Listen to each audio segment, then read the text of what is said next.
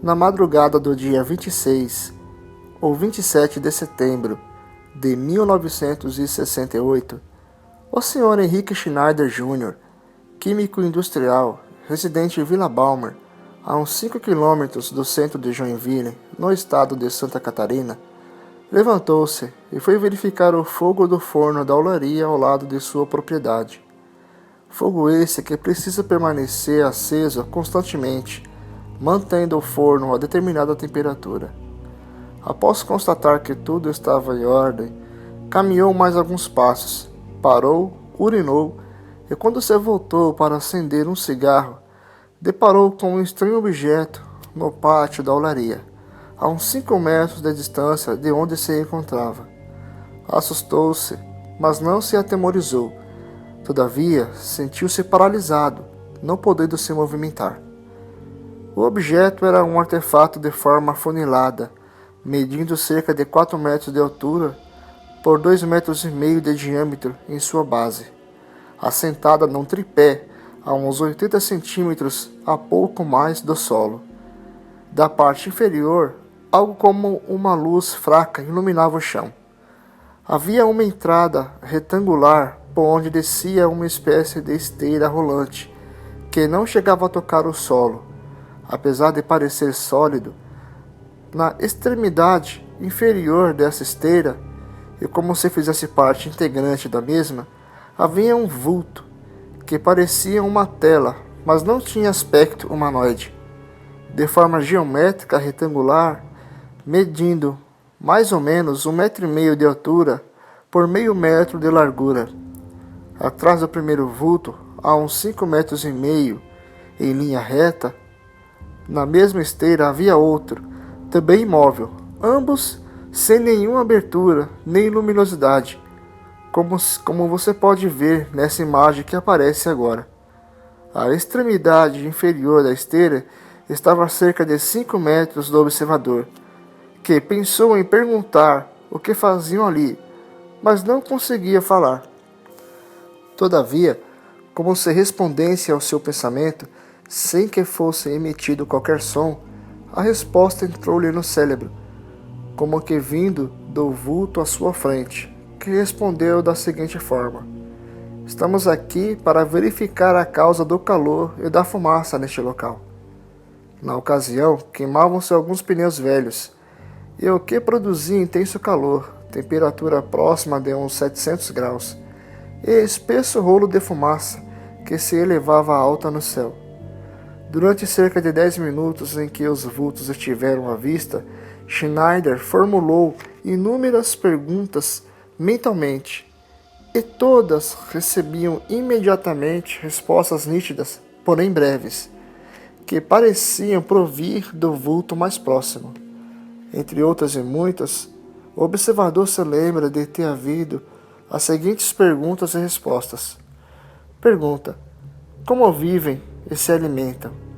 Resposta: por impregnação, alimentação natural, energia, não é como vocês.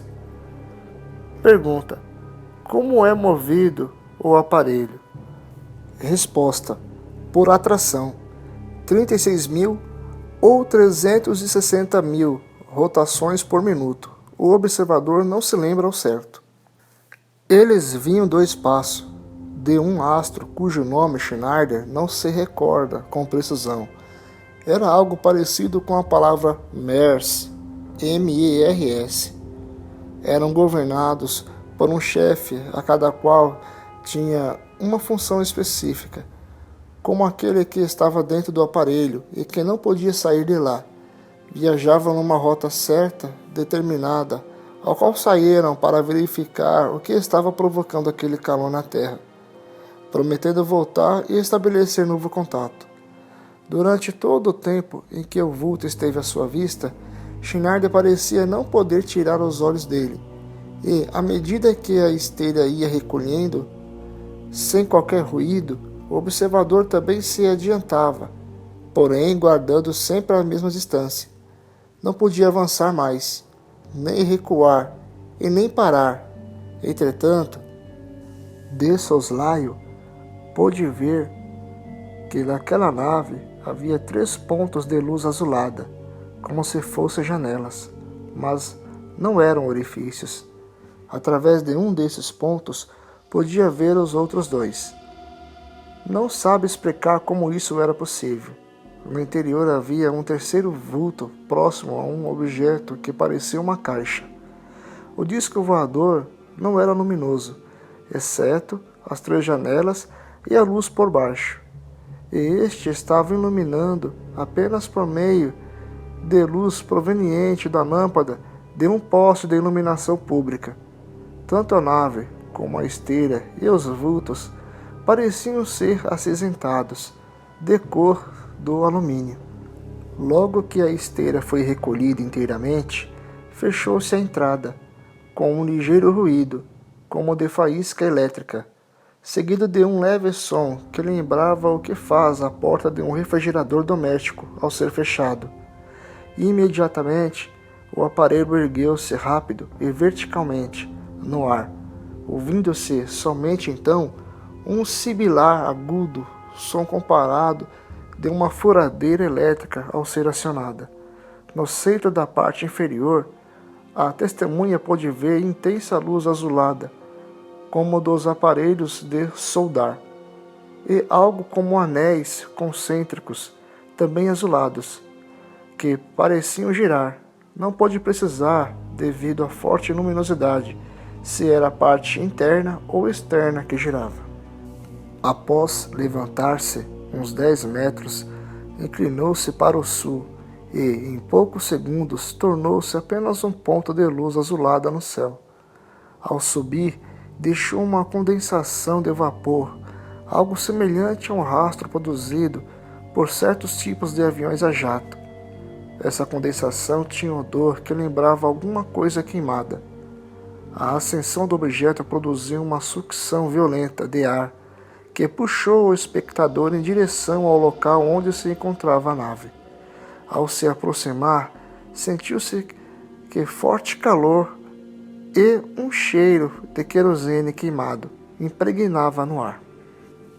No dia seguinte, Schneider viu que no local do pouso, onde havia grama, num círculo de aproximadamente 65 centímetros de diâmetro, como você pode ver na imagem, a mesma estava queimada.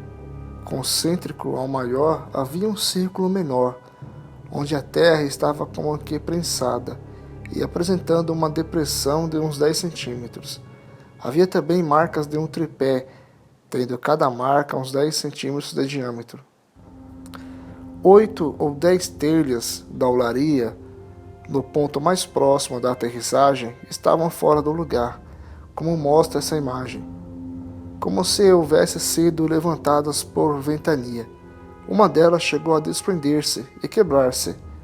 Um velho caminhão, em condições de uso, e que se achava estacionado perto, apresentou vários defeitos: bateria descarregada, platinado e distribuidor enguiçados, dínamo e motor de arranque afetados.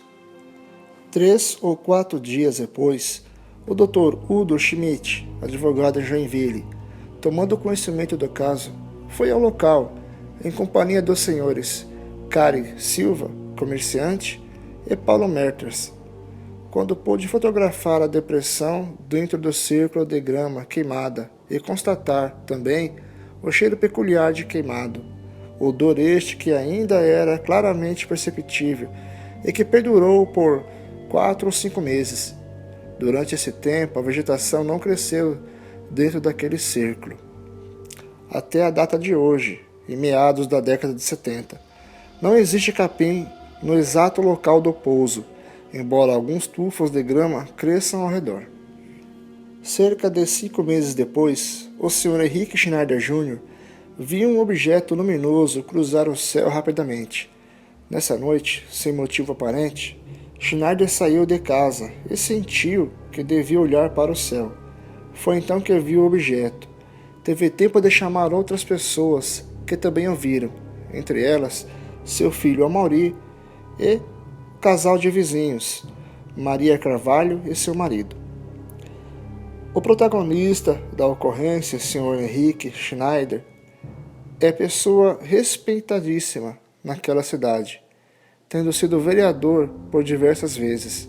Seu relato foi bastante sóbrio, não deu à imprensa o conhecimento do ocorrido e, conforme constatamos, em Joinville somente um reduzido número de pessoas sabem do caso. O Dr. Udo Schmidt, que fotografou o local 5 ou 4 dias após, é que difundiu o caso entre alguns amigos. Graças a ele que tomamos conhecimento do incidente.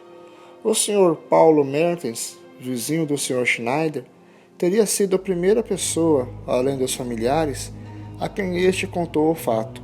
Tudo indica ter ficado o caso no conhecimento de apenas essas pessoas. Muitos detalhes escaparam, uma vez que o fato cedeu há alguns anos, e também porque a idade do Sr. Schneider, 65 anos na ocasião, interferiu na sua memória, fazendo-lhe omitir detalhes significantes, conforme afirmaram os seus amigos Silva, Emeters e Schmidt. E você? O que acha desse caso? Vale lembrar que o Sr. Schneider era uma pessoa pública e conhecida na cidade, e inventar tal história prejudicaria sua vida. Além disso, temos o seu filho, um casal de vizinhos que também viram o disco voador posteriormente, e as provas físicas do ocorrido, como o odor deixado pelo objeto, as marcas em solo e o telhado danificado. Dê sua opinião, participe e inscreva-se no canal.